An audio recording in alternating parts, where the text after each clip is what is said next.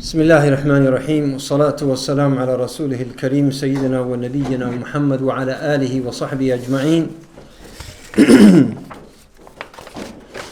My dear brothers, sisters, may Allah subhanahu wa ta'ala reward you first of all.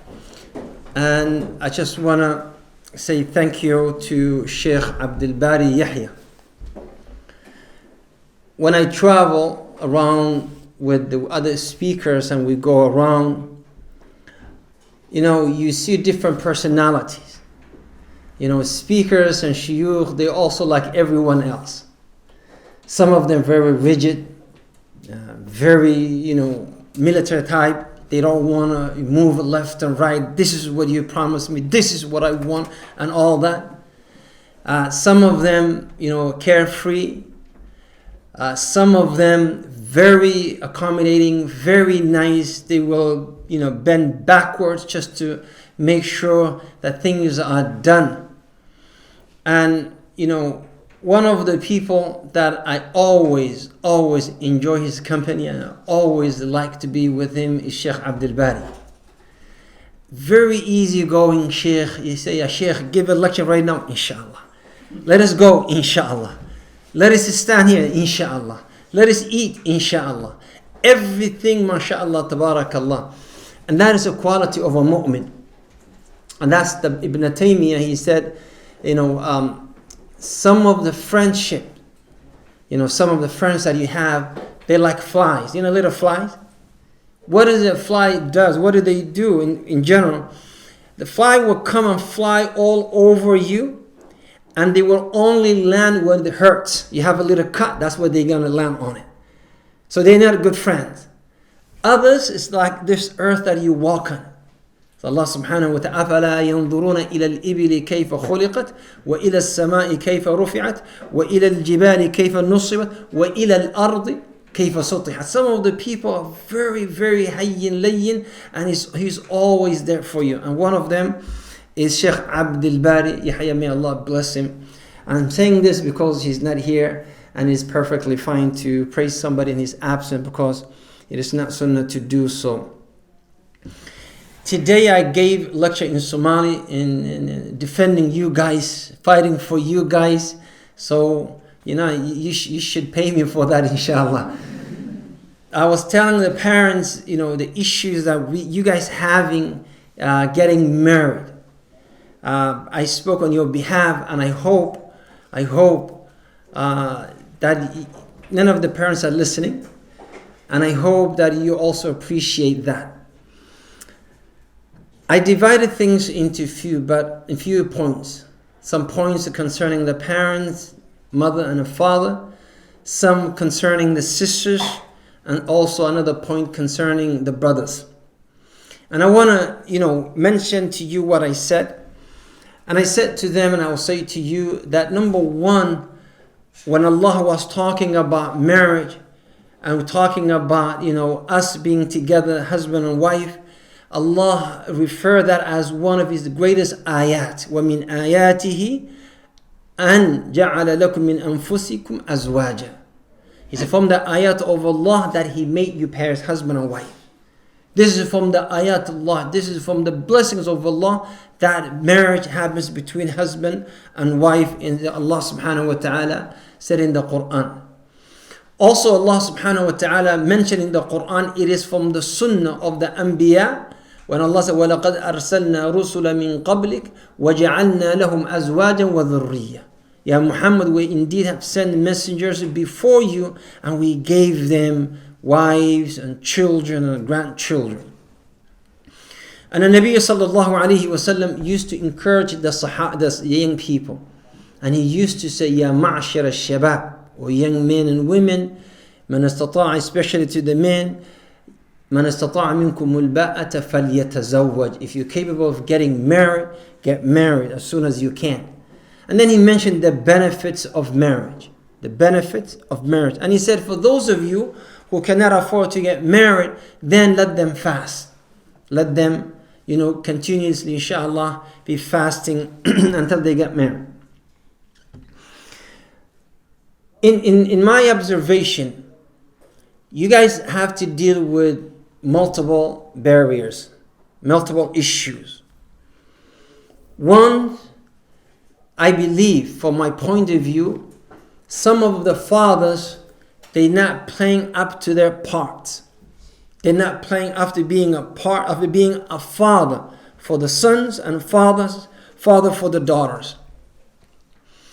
Like, look, Islamically, we always tell you, boys don't talk to the girls. Am I right? Even though you do. And we tell them, girls don't talk to the boys. You also do that. But we tell you that. And we don't give you alternative. We don't give you other option. And how many young people came to say, Brother Sheikh, hey, you're telling me not to talk to her. You're telling me not to talk to him for the sisters. And then how am I going to ever get married? The masjid is saying this interest for the brothers, that interest for the sisters, east and west, don't see each other with iyadu billah, lower your gaze, don't do this. So how else would I find the suitable mate, the suitable wife, the suitable husband? And that is legit question. You absolutely have every right to ask that question. Now, as a father, as a parent, it is indeed the responsibility of the father, and especially of the father and the mother, to facilitate these situations for you. Not arranged marriage, don't get me wrong. Not arranged marriage, but to facilitate.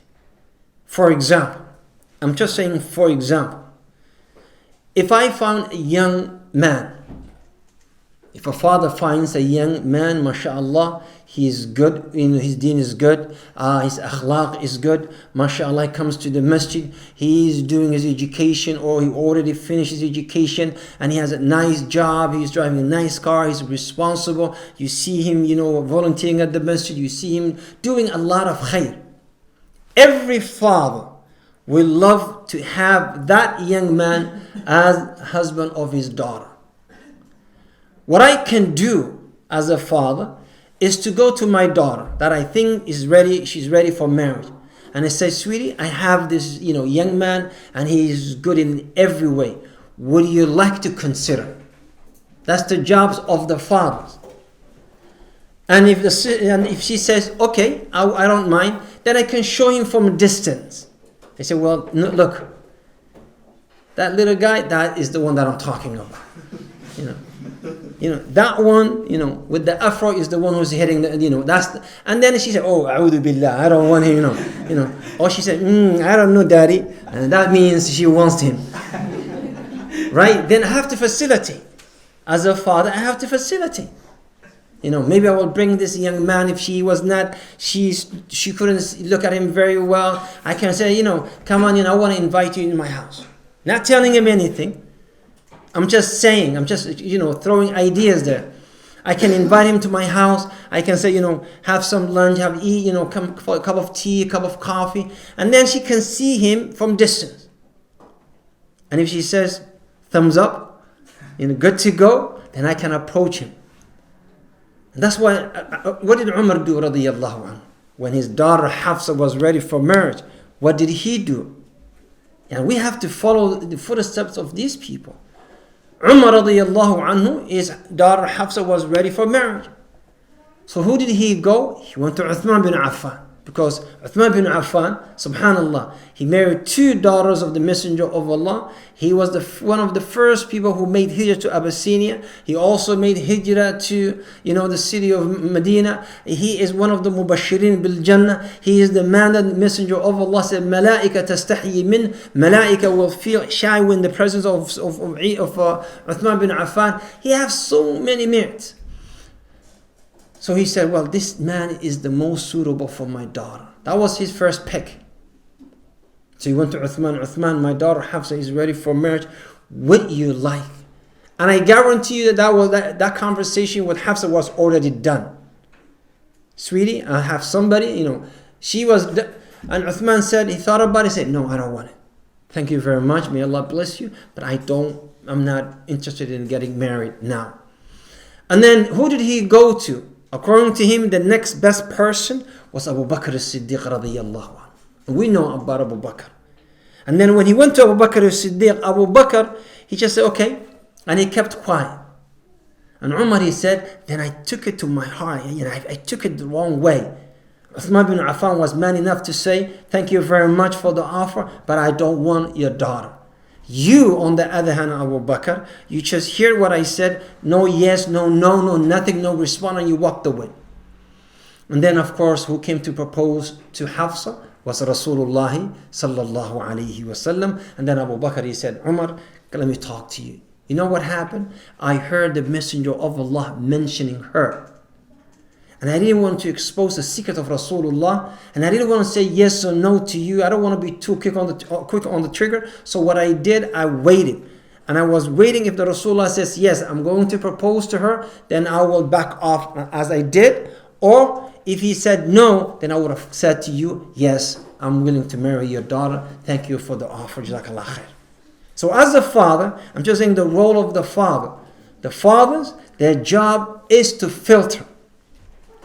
And I tell you, sisters, don't ever undermine the role of the fathers. You guys, sisters, you may think your father is dictating you what to do, what not to do, who to be with, who's not to be with. And it's, oh my God, no, you're not choosing a husband for me. I know what I want. Yeah, you don't even know what I like. Trust me. Most of the young ladies that got divorced that I dealt with, I listened to their stories. I listen, and I asked the first question. I said, was your father involved with the process? 90% of them say no. No, because they thought this old man, he knows how to go to coffee shop. He knows how to talk about the Somali politics, for example. He knows how to... No. When it comes to marriage, I'm choosing the right, nigger, as they say, That's what they're saying. Right? But when it comes to reality, the purpose of the fathers is to filter these guys who come into you. They have to filter. And that's what Rasulullah sallallahu alayhi wa sallam, he said, listen, if a person comes to you and he has two things, he has deen and character. Two different things.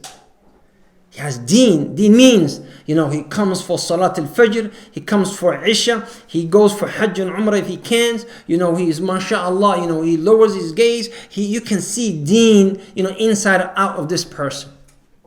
That's good, mashallah, tabarakallah. And not every man who has deen, my dear sisters, has manners or he can be a good husband. That's not the case. Deen is one thing that Rasulullah was so precise. He said deen and manners. He said khuluq. I'll tell you what khuluq means in Arabic. Khuluq. But deen, like I told, like hadith al-Nabi sallallahu hadith, I'm sorry, not hadith al-Nabi, hadith Abdullah in Umar bin Khattab. Umar bin Khattab radiyallahu anhu, this lady, she came to him and she said, Ya Amir al-Mu'mineen, this man by the name Az-Zubayr bin Awam. How many of you know Zubayr bin Awam? How many of you? You guys don't know Zubayr bin Awam? Inna lillahi wa inna ilayhi raji'un. And you want to get married? Zubayr bin Awam was the cousin of Rasulullah sallallahu, but that's not sufficient, sallallahu alayhi wa sallam. But he was one of the first few people who accepted Islam. As soon as Abu Bakr became a Muslim, he said, Ya Rasul, what should I do? He said, well, call people to Islam. The first 6 people that he brought, one of them was Az-Zubayr bin Awam. And his mother is Safiya bint Abdul Muttalib, which means he's a cousin of Rasulullah sallallahu alayhi wa sallam. And he was one of the Ashar Mubashirin bil Jannah. One of the 10 Sahabi that received the glad tidings of Jannah. That should be enough. The man has deen. And he was one of the greatest mujahideen. His son Abdullah ibn Amr, Abdullah ibn Zubayr ibn Awam, he said, my father said, when at the time of war, when things got very heated, people used to put armors to protect themselves and metal. He said, no, my father used to go topless. He used to expose his body to the swords. And he said, sometimes with my little hands, I used to put my hands where the wounds were and they used to fit. After they got healed. He said, I can still see the head, the what do you call it? The marks of the swords. So this man is a Sahabi. And he is not only Sahabi, Ashar Mubashir, and he's only not that, he's a Muhajir. So Umar ibn Khattab, she said, Ya Amir al-Mu'mineen, this man, Az-Zubayr ibn al-Awwam, came to propose to me. And well, you know what he said? قال أنعم به رجلا. He's a wonderful man. Don't marry him. Don't marry him. Why? Because he was harsh. Ulama, they said, he was harsh dealing with women. Why? Because he was raised by his mother Safiya. And Safiya, she was an extremely tough lady. And when he was a little baby, and he comes home running and say, oh, so beat me up. She would beat him again, so go back and beat him up again. Go back and beat that kid. So she was a tough lady. So that's how he knows. Because he was not raised by his father. So only he knows, a tough mother. And that's where khuluq comes. Khuluq, it means, it could be manners, it could be attitude, it could be the way of life. So a person may have good deen, but he could be stingy. A person may have a good deen, but quick temper. A person may have a good deen, but he has, other things. So the Messenger of Allah said, hey fathers, when somebody comes to you, check his deen and check his manners. So young lady, if a young man comes to you, when they come to you, they're not going to show you that they're stingy. They're not going to show you that they, quick temper, and they have bad attitudes, and you won't see that. That is for the father to see. So you need to understand, give your father the due respect, let him do his job. And when he filters that, then you can proceed and do whatever you want to do after that in halal way, inshallah. So the fathers, you as young people, number one, you got to give your parents a chance. Now, other thing when it comes to the mothers, which is another point. When it comes to mothers, and boys, you should know this. Mothers, by the way, they will never think any of you is good for their daughters. You know that? No mother would ever say, oh, this is a young man, mashallah, he does this. He's a perfect husband for my daughter. She would always say, my daughter deserves better than you. My daughter can get married to someone better than you. In her mind, her daughter is the best, is hur al-ain of this dunya. Right? And in your mind, it's like, inshallah, I'll marry this one, and then inshallah, next one. And then the third one, and then the fourth one, and then inshallah, hur al-ain, I want to marry 100 wives. And the mother is like, no. You can't even handle my daughter. Two different perspectives of things. Two different things. So you got to understand the role of the mothers and the fathers. I want to talk about some of your struggle that I faced with, that I'm familiar with. And I'm going to speak about the issues that young men have with young ladies, not in particular in this place, but wherever I go, trust me, it's identical issues. It's a blueprint. So I'll tell you some of the issues that young people have or young men have with young ladies. First of the thing is, young men, a lot of them, they think it is too expensive to get married. Especially if you're Somali, miskin. Because a mahr is one thing, one event, which is, a nikah is one event. Then a wedding is another event. There's a gabati. You know what gabati is? You guys don't know what gabati is? Fish and chips. You guys know what gabati is? Huh? Gabati is like, in Somali culture, like if you're getting married, you have to give the elders of your tribe some cash. Not to come. But you give cash and you say, listen. And what they do, they will take this cash and they will say to the other tribe from the young lady that you're marrying, and they say, we want you to marry our son, your daughter, and according to the book of Allah, and this is the gift from the tribe. Who paid the gift? Came out of your pocket. And then they take that money, and the other tribe will bring some amount back, but they will share it 50-50. So what happens to that money? They go back, and they give back to the community. So they give 20 pounds here, 20 pounds in Canada, $20, $20, and then a few hundreds in their pockets. That's what it is. And the other guys will do this. So if you're Somali, so the young man is saying, I have to rent this place, I have to do this, I have to have this amount of money, I have to buy the best furniture, I have to get a flat in the best neighborhood, I got to do this, a lot of expenses. And also, some young ladies, they have an issue they call meher meher. They have meher, so they say, okay, I want my meher, I want my dowry. And the sisters will say, the brother say, how much? Say, $50,000. You joking? You think I'm joking? Wallahi, I'm not. One of the young ladies, she said, I want $50,000. I said, sister, he's not buying a car. He's just getting married to you. 50,000, yeah. And then she says, no. He can pay me some right now. He can give me 5,000 cash right now. And then 45 in case of divorce. That's the security money. That's insurance money. That's insurance money, liability. Liability. Wait a second. So she is literally saying, I dare you to divorce me. Because if you ever think of divorcing me, you got to pay me 45,000 pounds. And everybody's like, no way. So young guys is like, I don't know, what if I don't like her? What if we don't get along? I have to pay $45,000. That's a lot of money. So young people sometimes say, listen, I'll wait. And that's those who say, I'll wait, and I will fast and avoid haram as someone like you.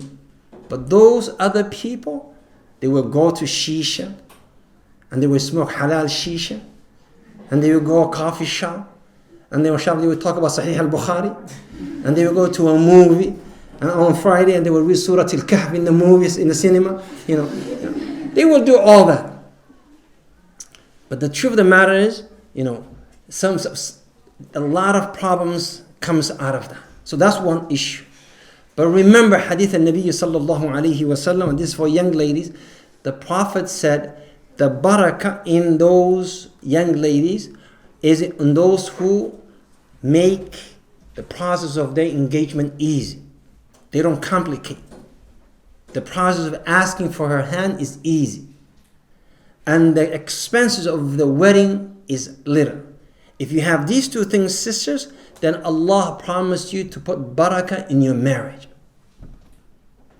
Barakah. What do you want? You want Allah to bless your marriage. Am I right? Everybody wants that. So if you want barakah from Allah, well, make the process easy and ask little, ma'un. I call ma'un in the shart, which means don't overburden the person who came to marry you. Don't make it difficult. Your mother should not make it difficult. And I know a lot of young ladies, wallahi, a lot of them, most of them, they said, I don't want to do any of this, but my mother is making me do it. My mother wants this. And the mothers, they want to have a wedding that they miss. They want to relive their own wedding through their daughters. My mother didn't do this for me, so I have to do it for you. So the mother thinks, I have seen all different types of marriage. I have seen so-and-so's daughter. I have seen so-and-so's daughter. The best marriage is this. This is what I would like for myself.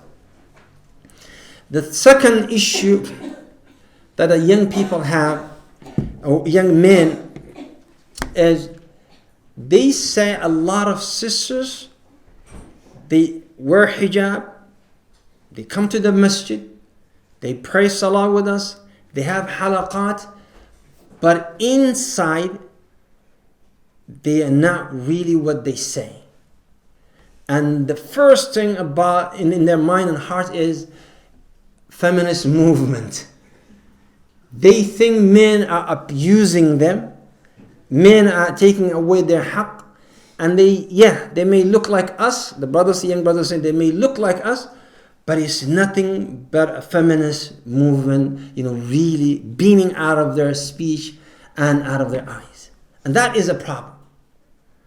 That's the problem. A lot of young ladies, they think what the things that is being taught in the universities, the education that they're getting from this, different countries, that's telling them you've been abused, fight men, be better than them, be like them, be this. Say, this man, I don't want him to restrict me. And a lot of young people, they say, I don't know who's the husband, who's the wife. We call it, she's wearing the pants. You know what that means? It means she's the boss. No, she's the one who's doing. And he said, listen, if I'm the husband, I have my role. And she's the wife. Why, she's trying to take and switch roles, or why she wants to, overtake both roles, which is not right. And you have to understand, Allah subhanahu wa ta'ala gave sisters their haqq. You don't need any professor to tell you that. You don't need a feminist movement to tell you that. Allah already gave you that haqq. I was looking one of the passports. When you're bored and you sit with your friends, let me see your passport. And I'm checking the page, and it was saying, I think it was 19 something in his country. In 19 something, the page says, in 19 something, in that particular country, it was recognized women as a person. They recognized women as persons, as a human being. That was just yesterday, 19th century. In France, in 1914, women were not allowed to own any properties, any property. You can't own a horse. She was not allowed to own a farm. None of that. None of that. And even if the father dies and he leaves everything for his daughter, her husband, when she's married, husband is taking everything. That is his haqq. This was only 1914. It wasn't long ago. Look, talking about through history. But look, Allah and Quran gave sisters their haqq. And Nabi sallallahu alayhi wa sallam gave women their haqq. So for you sisters to speak like these women or this feminist movement and say, we want this. Hey, wait a second. Have you ever asked if this is your haqq or not? One of the things, for example, that is illegal in my country is something called spousal support. You know what that means? Do you guys have that? Spousal support, it means if a husband and wife, if they married and they got divorced, the wife will get a portion of his money every month. So basically, every month he has to pay her that much. Islamically, after the iddah is done. But they say, no, this is the rights of the... So if whatever rights that they say is based on the Quran and Sunnah, we say Alhamdulillah. If it's not, then we should not. I'm not saying we should not implement that. I'm not saying husband and wife should not talk to each other, should not work together. That's not what I'm saying. But the fear of these young men, they said, when we marry a sister, she is not what she looks like. That hijab, that jilbab is only skin or hijab, what they call deep. Under that hijab, she's another person. Under that hijab, she's like any other non-Muslim lady. And asking things that is not her right. So if you want to live Islamic life, you want to live in the Muslim household, if you want to create that, then we have Islamic deen, we have the Muslim deen of Islam that can tell you the haqq, the rights of the husband and the rights of the wife. The third thing that the young men are facing, also I think this one is common between you two, and that is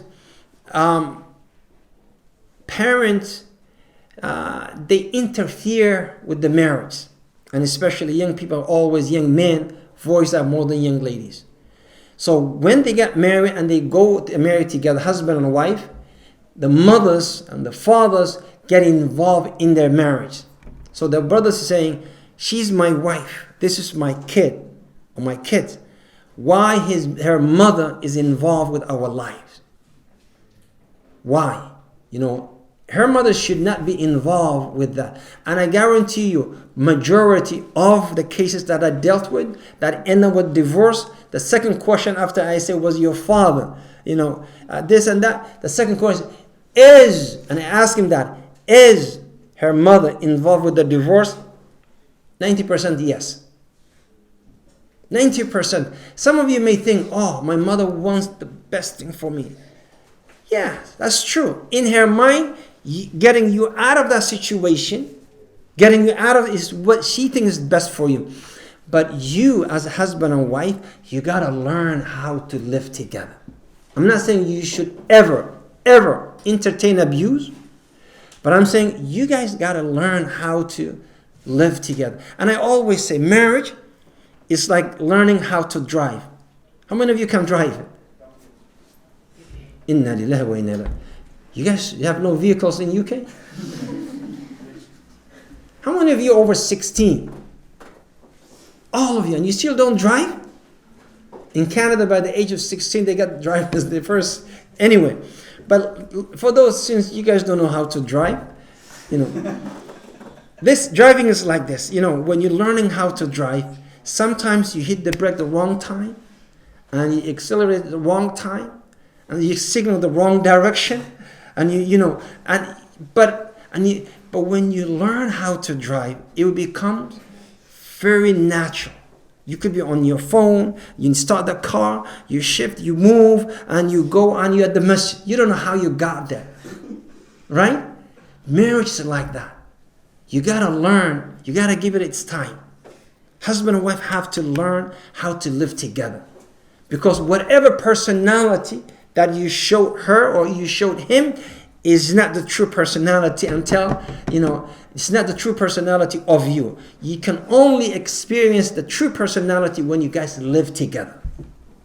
When you don't like where she put her toothbrush, when you don't like when he leaves his socks under at the door, you don't like little things like that, and then that causes friction and fights.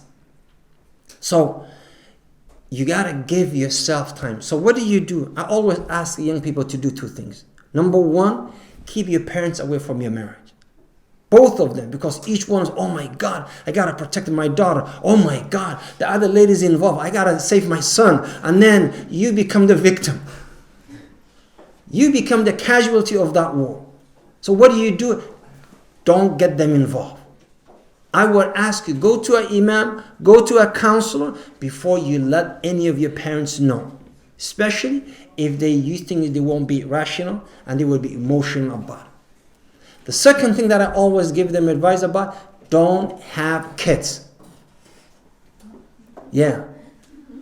No kids. For the first 2-3 years. No kids, I'll tell you why. Because when a sister gets pregnant, she's no longer the same person. She's a lioness. She will devour you alive. She will kill you with for the little things. She is no longer even herself. Her emotions are completely different. And you think, hey, she used to be sweet. She used to smell nice. She used to be this. What happened? Well, she's pregnant. You don't know her personality long enough to say, well, this is not my wife. Change only happened after she became pregnant. So I understand what she's going to go through. So the first 4 months, 5 months, I'll be patient, because after that, they will be normal. Last 3 months, they all only concerned about pains, worries about labor and things like that, and they're not emotional. That's how Allah created most women. Most women. So as a young man who have no experience in marriage, when you see the change that is happening, you say, man, I can't deal with this. I'm going to go do halal shisha. You go to your friends. I'm going to have fun. I'm going to go play ball. I'm going to have, I can't deal with this. She's a completely different person. So my nasiha to all young people is, until you know that you settle, you're comfortable with her personality, and she's comfortable with your personality, don't rush having kids. I love kids, by the way. I really do. I love kids.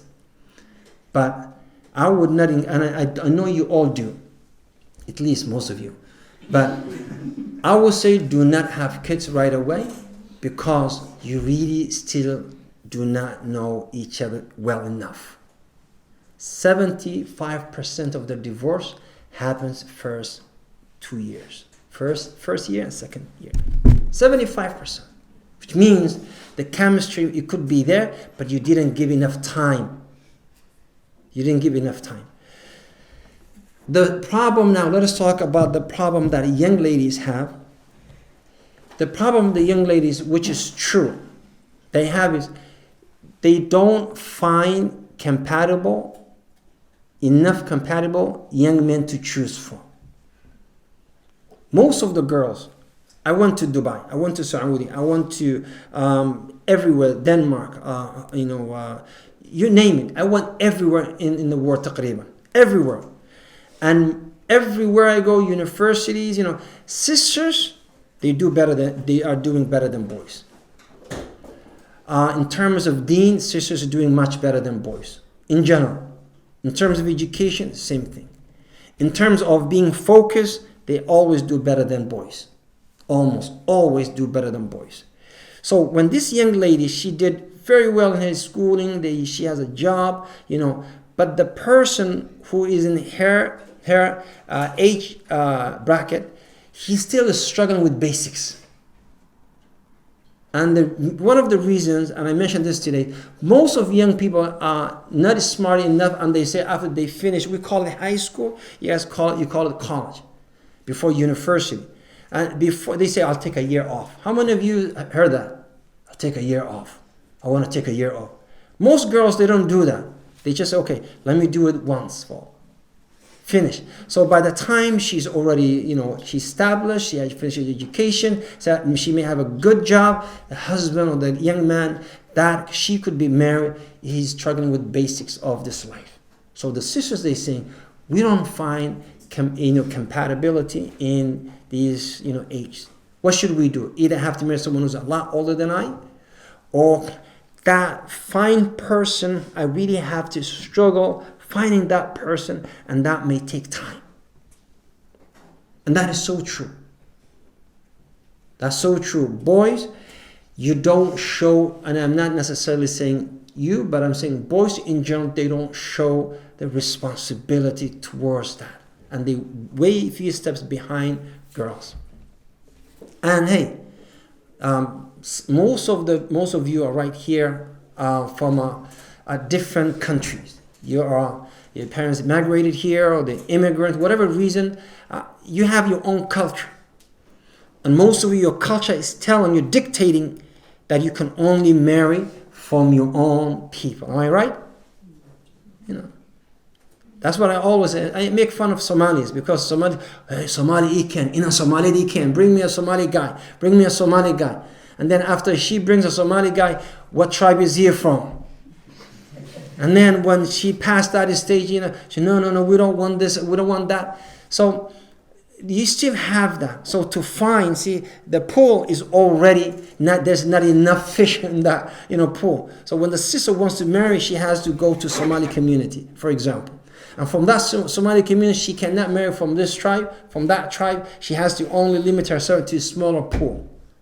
And then from that smaller pool, she has to find someone on the deen. Smaller pool. And then from that smaller pool, she has to find someone who has decent education, who's responsible, and so on. So the pool is getting smaller and smaller and smaller and smaller. And that's not fair for them. That's not fair. So what is the solution? What are the solutions? Number one, I don't know if you guys can really come up with solutions, because you guys, alhamdulillah, could be maybe some of the best kids in town. But The solution is very challenging. And my solution sometimes doesn't please the parents, sometimes it may not please you. So I want you guys to think about something that you can do, inshallah, bi'idni subhanahu wa ta'ala, through the discussion. And that's why I want to open the floor for discussion, inshallah. And guys, please don't ask me righteous questions. You know what righteous questions mean? You know, a perfect Muslim question. You don't tell me the truth. He's like, Sheikh, how many rak'ah is qiyam al-layl? You don't even pray your sunnah. Don't ask me about qiyam al-layl. So ask me a real question that I can deal with, not a righteous question. You know. Now, we'll stop here, inshallah, and I want to hear from you. Sheikh, do you know when you mentioned not to have kids straight away? When you mentioned not having kids straight away, Right. wasn't the advice of the Prophet? The brother said, and he's absolutely right. He said, you mentioned that you said we should not have kids right away. And the Messenger of Allah, he said, تَزَوَّجُوا الْوَلُودَ الْوَدُودِ. Marry women who are walud, who can bear children. And al-wadud, who are loving. You know, they are caring, they show affection, they show love, and so on. But I didn't say don't have children. I said to maintain your marriage and to make sure that you don't fail in this marriage, you have to take this measurements. And the environment of the Sahaba is different than our environment. Here, everyone around you, they have boyfriends and girlfriends. You know, marriage to them is just a piece of paper. Nothing, it will not add anything or take anything away from their relationship. Where in a Muslim country in that time, marriage was a different platform. It's completely different. So, and the community, they knew exactly what to do. And even at the time of Sahaba, there was divorce, yet there was not a single person. Every Sahabi, even Sahabiya, she get divorced, the Sahaba will wait for Iddah. Iddah is over, 10 Sahabis will come, propose to her. This young man, he divorced his wife, he have another 10 Sahabiyat waiting for him to get married to. So there was no single mothers, there was no single ladies. That's why Nabi sallallahu alayhi wa sallam, almost all his wives, they were single mothers. They were mothers, with children. Except Aisha. Even Khadija, she had children. So, but I'm not saying don't have children. I'm saying, wait until you stabilize your relationship, and then you move forward bi'idhnillah. Now, I can't see you, so forgive me if you raise your hand first, but I saw this young man first, so I'll take you in second. I was going to ask, if you find someone, what's the halal way of finding their true character before marrying them? Trust me. I remember before, I was not married, no experience, me and another 5 fools, we got together and said, we want to get married, and we all got excited. And there was, we were in a masjid, sitting in the musalla. I still remember musalla, sitting in a musalla. We were 5, I think 6 of us. And we were like, I want to get married. Do you know anybody? No. Do you know anybody? No. We losers. So what happened? we're sitting here, talking to each other. And then I say, okay, what would you like in a sister in case I find 5 of them? Because the first 4 are mine, Okay. So he said, I want to be hafila, I want to be this, and I want her to be skinny. And this Pakistani old man sitting right here doing his dhikr towards the qibla, astaghfirullah. And I think he had enough with us. And he just came and said, he's an old man with gray hair sitting in the masjid. And I don't know if he was doing dhikr for ikhlas, or he just ran away from home, but he was with us, alhamdulillah. He ran away from his wife. So he said, brothers, women before marriage, they all hafid, they all beautiful, they all nice. After marriage, Allah knows best, he said. And I would say the same thing about boys, girls. Before marriage, they all nice, they all sensitive, they all romantic, they all this. After marriage, wallahi, they losers, a lot of them. But you gotta be careful. So before what do you do? Ask around. That's why it's important to get your parents involved. See, mothers will only know, they will tell you the nature of, only women can tell you the nature of women. And only men can tell you the nature of men. So you need people to get involved. So if your mother, your sisters, your sister-in-law, somebody has to check her out. Akhlaq, manners, who are her friends, where does she go, all of this. And the same thing for boys. For sisters, you want to marry somebody, some male members of your family have to get involved with that person. And don't say, I asked the imam. That's the wrong thing to do. Don't say, we asked the imam knows him.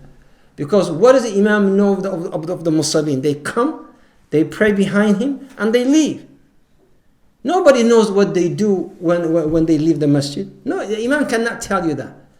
So, usually you check the friends that she has. You check the parents. A relationship, and by the way, your parents, your father, your parents-in-law are very crucial in marriage. Don't ever say, I'm marrying him, I'm not marrying his parent. I'm marrying her, I'm not marrying her parents. That's a mistake that you guys make. That's a mistake you make. Don't do that. The other thing is, if you find faults in the sister or in the brother, don't say, Inshallah, we will learn together. We will improve our iman together. We will struggle together. No. The only struggle that you're going to have is towards Jahannam if she's not the right person. Trust me. It would be no struggle. So this is, when you marry with a person, basically that is the best position that he or she will be in that relationship. Yes, a lot of people, they grow together, but when you hear it, we grow together, mashallah, we've been married for 40 years or 50 years, they learn how to tolerate one another. They learn how not to be in their faces all the time, how to live together, how to be civil with one another. They do grow, a lot of them change. Allah guides whoever He wills, and Allah subhanahu wa ta'ala is capable of. But usually, if you think she's going to change or he's going to change, that's one of the biggest mistakes in the marriage. Now, somebody was asking a question. No, please, read it from here, from there. Does it have to be related to marriage? I don't mind. But I like the one that relates to marriage. If you can, somebody give it to him, inshallah. Ask first question. Do you have any more question? Yes. While the sister is asking her question, if you can filter the questions and put first the ones that are related to marriage, and then if you run out of that, then we can go and entertain the rest. Yes, sister in the back. Okay, so that makes sense. Just continuing on what you said about parents looking into the family and etc. and friends, and if it's someone from a different race or culture who's still Muslim, but your parents only don't speak their language, how would they go about trying to get to know your family? And his background, it'd be very difficult because of the language barriers. Right. What would you suggest? Well, number one, if the parents are even, mashallah, tabarakallah, willing to entertain someone from different race, I say alhamdulillah. That's it, by itself is a barrier. But find someone else, not necessarily your father, but it could be your brother, your siblings, it could be a cousin, it could be someone that you trust his deen and his judgment. They don't have to be, he doesn't have to be the father. But find someone, because in this case, find someone that you trust and your father trusts. Because if you both trust that person and he gives you the feedback, then you will go off that. Otherwise, there's no way your father can filter the true personality of this person, cannot know what this person is all about. Now, any more questions from the floor with questions that relates to marriage? Yes. Obviously for young guys, trying to get married, one of the big issues, you mentioned as well, is meher, the money that you pay, the dowry. But like in Islam, like how do you deal with like the parents? Because obviously the mother might be like to take this amount or take this amount. How do you deal with it like between like who has final say basically? Really, we need to re-educate our parents, right? We need to re-educate them. And I always say to them, we in an era where halal is made difficult and haram made easy, right? So for the parents to ask heavy mehr or to ask extra expenses, it's not fair. It's not fair for you. It's not fair for the young ladies. Because the young ladies, they mostly independent. They have their education, they have their jobs. They don't need this mahar money. But it is usually comes from the older generation. So you, through the person that you want to marry, or the young person, through young man, through the person he wants to marry, that sister have to convince her parents, I don't want anything. I don't want anything. I want, alhamdulillah, you can ask for something reasonable. But you don't have to ask for 50,000 or 20,000 or 10,000 or 5,000. You don't have to ask that amount of money. But you ask for something that is reasonable, it's fine. But the sisters is the one that has to do the job, really. They're the one who have the sisters. You have to do the job and say, okay, I don't want this. I like this guy. I like his deen. I like his manners. He's responsible. I ask around. You asked around. He's a good guy. Why do you have to make, condition for him to pay so much money or to promise me so much money for this marriage to go through? So the sisters have to do their jobs, their part. Now, any question? Yes. I'm asking a question on behalf of a friend. Basically, what about if you get married to a sister, but she can't bear a child? What would you do in that scenario? Well, if you knew before marriage, and you chose to be with that sister, then alhamdulillah, you stay with that sister because that's the one that you chose, right? If you didn't know, and then later on, you learned, then it is your decision, as a matter of fact, if both of you, if you want to stay together, and which is better choice. But you have also the other alternative choice, the Sharia choices, or you can, I don't know, but that's your choice by them. Just a very quick question. With regards to the mahar and the waqf, how do you find that balance? Because some people say, obviously, it's more better to ask for less. But then how do you find that balance whereby you're not, it sounds awful, selling yourself where he kind of has that respect for you and knows you have your value and your worth, but at the same time you're not being crazy. And is it okay and fine not to ask for anything, or is it advisable to put some kind of a request just to keep that respect? Or see, you gotta ask what is culturally known in your region or in your country. So, if it's, let us say, the culture in Saudi, for example, is different than the culture in UK. Pakistani culture is different than Palestinian culture or Lebanese culture. Lebanese culture is different from Somali culture. And within that culture, within that culture, there's also extreme in both ends. So, Allah said, وَكَذَلِكَ جَعَلْنَاكُمْ أُمَّةً وَسَطًا. Ask for something that is in your culture is modern. It's not too extreme. So let us say if 50,000 is extreme, $500 is low, then okay, and the culture is as 2,000, 3,000, that's what you should do, inshallah. But you also have to understand, when the sister asks, she asks so much money, she's really not being fair to the man who will be marrying her. And when you ask so little, well, nothing, there is no limit in Sharia. But if you also have to understand, the respect that this man has for you is not based on how much he paid, right? It's based on on your deen, on everything, on akhlaq. This is what it's based on. So money has no relevant. It's not relevant here. Has no value here. So you don't be extreme of either end. So inshallah, next question. What time is Isha, by the way? 11 minutes. Yes. One of the questions was, are you allowed to marry a woman that doesn't believe in any religion? No. Next.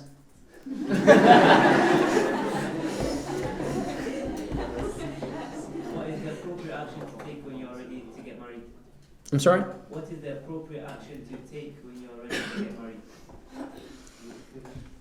Well, number one, find someone who would be a good role model for your child. That's very important. He has to be a good role model for your child. He has to be a good father, and she has to be a good mother. Number two, find someone that you're compatible with. Someone that you like the same things. They always say opposite attract. That's a lie. No. If she likes football and you like cricket, I don't know what would you do, but anyway, in case you do. But, it may not be the best. I'm not saying it, but I'm just throwing that as an example. It should not be the thing that breaks or makes. But somebody that you have a lot of compatibility. That is what is important. Sorry. That is what is necessary for you. The other thing is, of course, age sometimes plays a very important role. What do you like? And a lot of young people, especially a lot of young men and a lot of young women, I should say, both of you, sometimes when your iman is high, you get very emotional. And you say, I don't care whether he's ugly or not. I'm marrying him for the sake of Allah. Wallahi, I have never. And then you marry him and he looks like gorilla, mashallah, tabarakallah. And then 6 months, with the pregnancy, you say, I can't stand him. No. First, that's why Asma, the wife of Thabit bin Qais, she said, Ya Rasulullah, I cannot fault my husband in anything. He is generous, he's kind, he is very religious. I love everything about him, but he's too ugly. I don't like him. I'm not attracted to him at all. What do you want? I want a divorce from this man. And the Rasulullah said, divorce her. So you have to marry someone that you're attracted to, male or female. Now, next, inshallah. What information has to be disclosed before marriage? Anything that would affect your marriage should be disclosed before marriage. Anything, I'll repeat, anything that would affect your marriage, you have to disclose it before marriage. If you think by the time the person that you choose get to know about this, that would be the end of this marriage, and he has a chance or there's an opportunity that he may get to know about it. And what I'm talking about, if let us say maybe once upon a time a young man shoplifted, he stole a candy from a store, that will not break your marriage. You were young, you were stupid, and you did that. It will not break your marriage. But if it's something major, then she needs to know and he needs to know. So be careful with that, because a lot of young men, they bounce back from the marriage and say, she's not what I expected, or he's not what I expected. So be careful with that. You make sure you tell the person what matters in this marriage, and don't just go ahead with it and later on regret. Now, what are the grounds for divorce? Many. The looks, deen, false promises. If the husband made false promises, that's a ground for divorce. Not being a good husband, not being a good wife is a ground for divorce. There's tons of reasons why people get divorced. Bad treatment, not being a responsible parent, not caring for the family, not financially supporting the family. All of those can be good reasons. But at the end of the day, to have sabr in marriage, hoping the person, inshallah, will get better, and there's a chance. That is always the better choice. Bi'idhnillah. If you fall in love and you're not planning to get married sometime soon due to education, etc., can you still date or talk to other people before you're ready for marriage? Nope. Nope. No, that's a trick of shaitan. Look, Allah in the Quran never said don't commit zina. Never said don't commit adultery.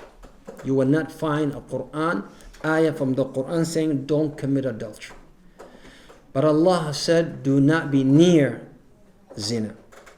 وَلَا تَقْرَبُوا الزِّنَا. No, don't do it. No, don't be near it.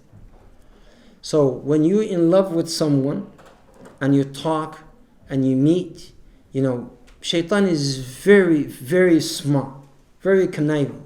Next thing that, just touch hands, hold hands, mashallah.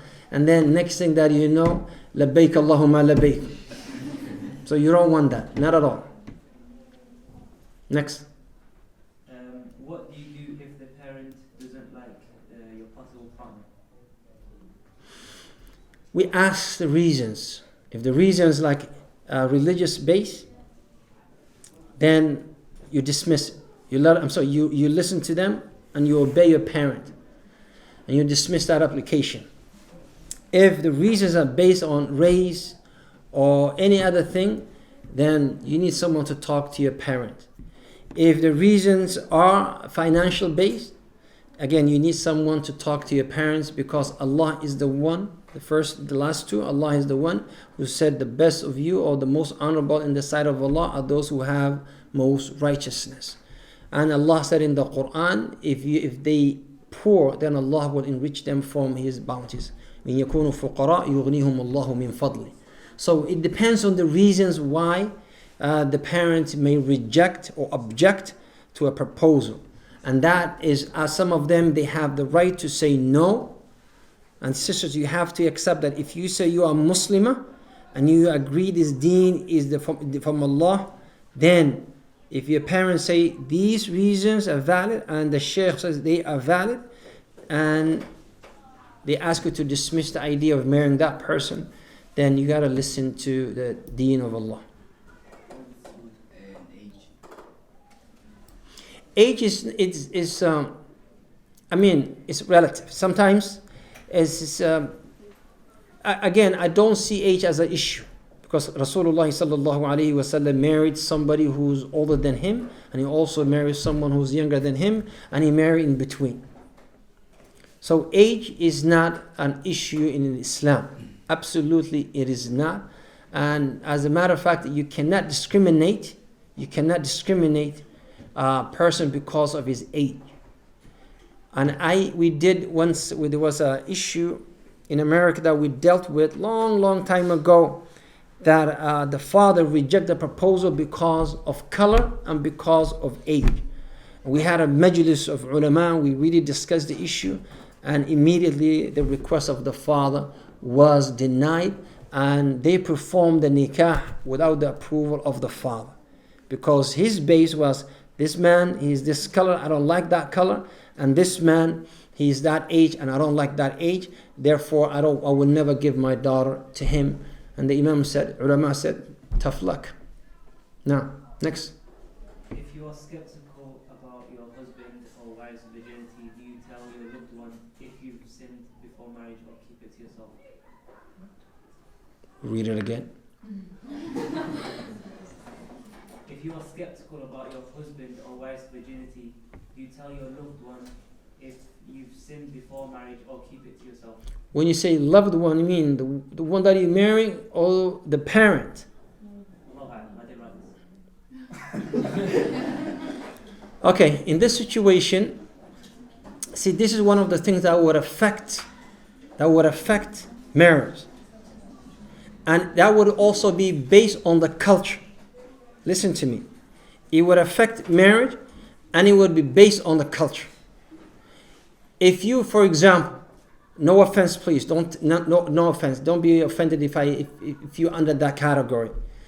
But what I've noticed, a lot of revert, they don't make that a decision. They don't make a big issue out of it. Especially men, they don't make that issue. That is not a priority for them. Whereas Somalis, for example, or Arabs, that is a condition. And even the worst of men who was, he did all haram things, he wants to marry a sister, or masha'Allah, tabarakallah, alhamdulillah, subhanallah, was never ever touched before. So that's a cultural thing. And you may say, well, it's not right. And I agree with you 100%. It's not fair for him to do whatever he wanted to do before marriage, and he won a sister who is decent. That's not fair. But it's up to her to say yes or no to that. But in that situation, she has to tell him or what happened or her parents, so he won't make issue out of it. Because when it comes out, if the man doesn't fear Allah subhanahu wa ta'ala, because I've dealt with all situations. I dealt with the young man who married this young lady, and he found what he did not, and he was decent enough to say, I just want divorce. But I also found somebody who made, headlines. And he said, oh, she wasn't like this, she wasn't like this. So you don't know what kind of person is going to be. So that is one of the things that matters in a marriage. May Allah subhanahu wa ta'ala reward you. Jazakumullah khair. I just want to say thank you for also volunteering. Wassalamu alaikum wa rahmatullahi wa barakatuh.